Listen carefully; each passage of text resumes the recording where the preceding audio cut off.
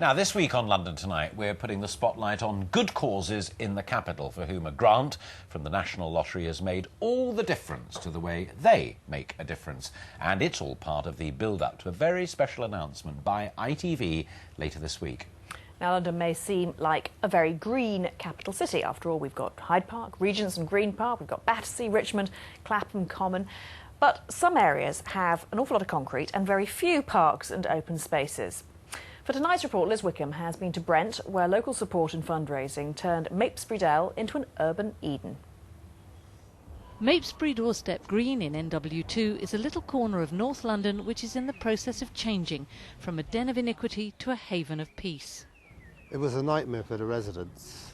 You had rough sleepers here, you had alcoholics, you had drug abusers, prostitution, all the antisocial behaviour that no one wants in the neighbourhood.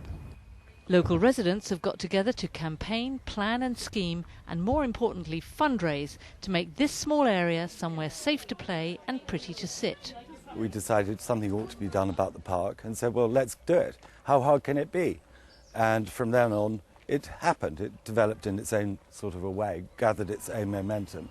And now we have the works well underway. It's costing $150,000, a third of which was given by the Lottery Fund.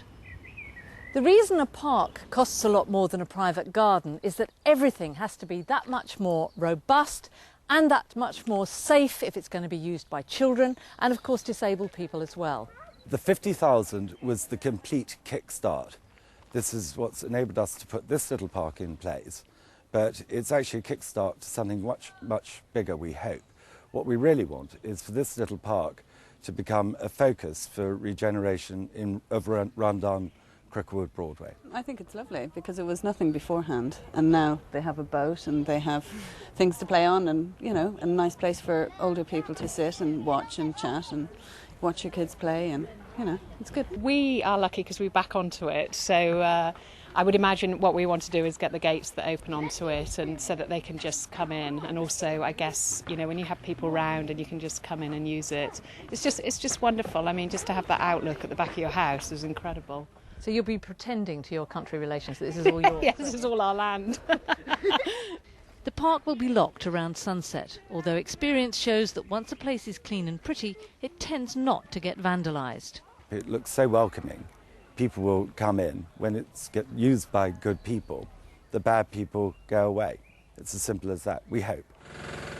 Well, obviously it's not finished yet. The builders are still building surrounding walls.